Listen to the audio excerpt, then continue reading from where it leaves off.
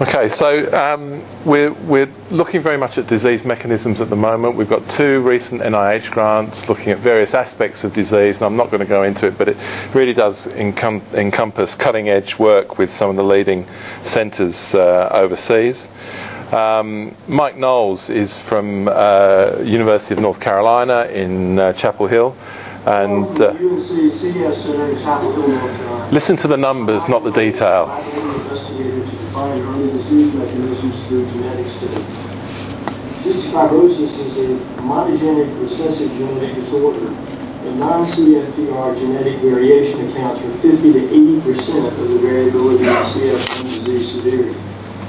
The UNC CF Gene Modifier Program and the International Consortium will soon have genome-wide association data on 7,000 CF patients, which is enriched in patients with extremes of lung phenotype and twins and sibs. Patients have validated lung disease severity scores that relate to long-term outcome. We also have exome data and gene expression and EQTL data on a large subset of these GWAS patients. This data set provides unprecedented opportunity to test for genetic markers of early lung disease and arrest CF patients in order to define early mechanisms of CF lung disease and identify novel therapeutic drug targets. Thank you for your support. Okay, there's a couple of things. When I visited Mike, and he said, when I get together with my friends, I get a really strong accent. I couldn't understand him at the time. He was such a broad accent. He's been very supportive of us. On one occasion, when he was on holiday, he spent over an hour and a half on the phone with me trying to put this together. So these people from overseas who are leaders in their field really see value in what we're trying to achieve in our SCF.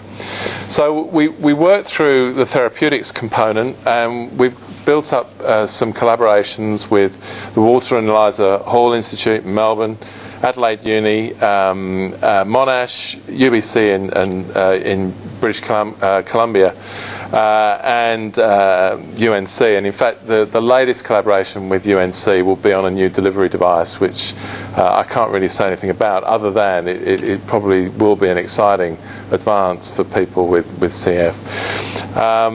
The importance of therapeutics. We can only test some of these drugs by having an animal model, and what Dave's saying here is that we want to import some ferrets to do some work with, some CF ferrets, because of the lung disease that these guys get is very similar to CF lung disease. We can image them in much the same way as we image our children, but using much more powerful techniques, including the synchrotron in Melbourne and in Tokyo.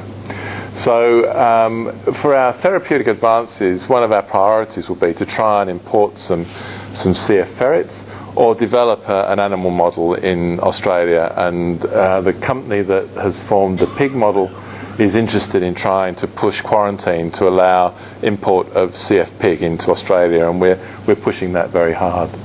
So thanks, David. That was very clear.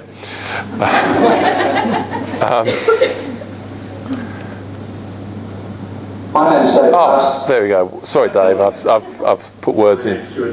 Stuart's from Canada. I'm a pediatric immunologist based at the University of British Columbia and at BC Children's Hospital, both in Vancouver, Canada. I'm very excited to be part of this ARREST CF consortium.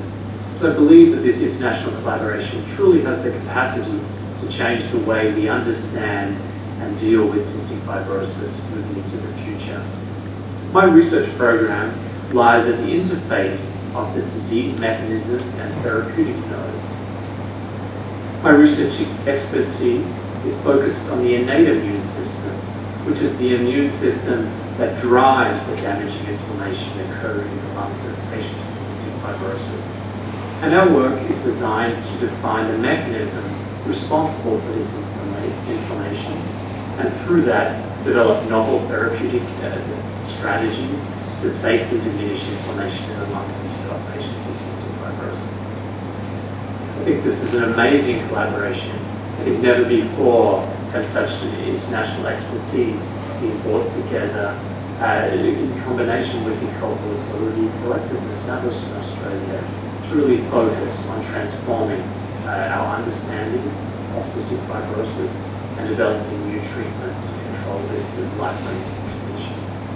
I'm excited to be part of this program.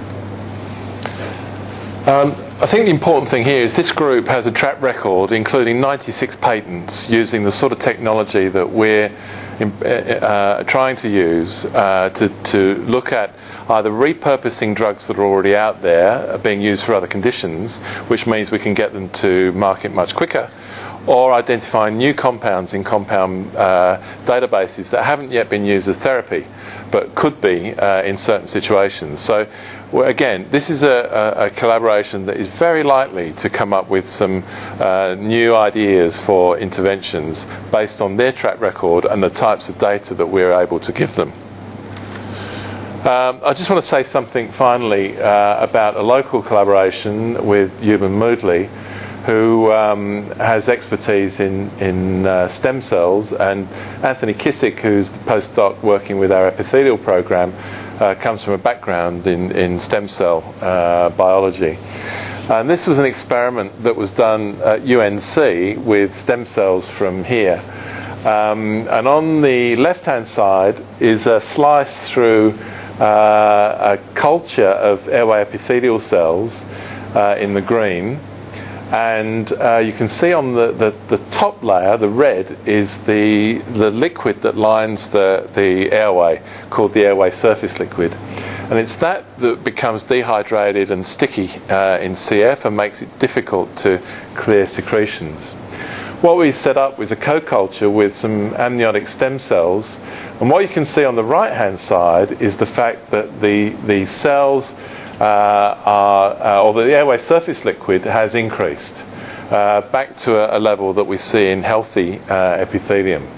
So it is a potential therapy to use stem cells to regulate airway surface liquid, and that's something that we're following up with researchers at Monash who have a track record in this area, and hopefully this will be one of the transformational areas that we can work in if funding is forthcoming from the Collaborative Research Initiative. Finally, I just want to say that the Combat CF study is a study that has been driven from the Arrest CF program. The early findings that we could potentially prevent lung disease with the appropriate compound, and we chose azithromycin for a number of reasons, but not least because it has some anti-inflammatory activity as well as antibiotic activity, and there's a lot of data coming around as well that it improves our immune responses to viruses, which we think may be part of the early triggers for CF. So with that, I'll just end by saying this is a prototype study.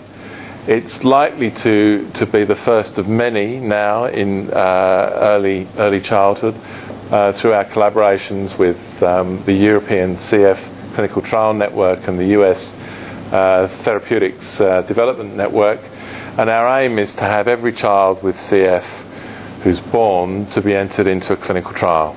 And I think that's feasible certainly in Australia and parts of Europe within the next 5 years. So some things are extremely difficult, and this is an area I think that started being chipped at in Melbourne in 1996, was developed further when Pete moved to Perth, and I think we're moving ahead with quite effectively. Some things are difficult but worthwhile. Thank you very much.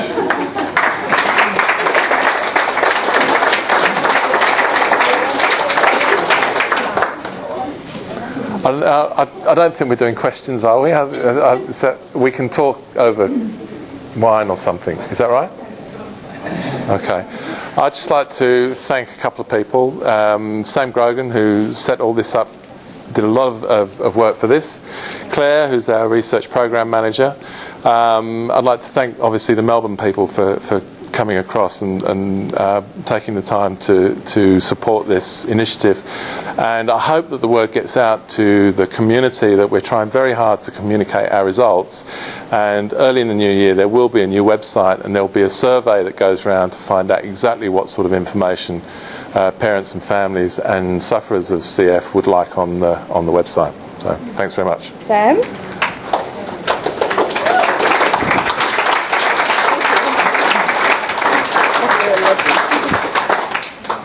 And I think we just That's it. drinks and nibbles. Drinks and nibbles. Okay, thanks very much.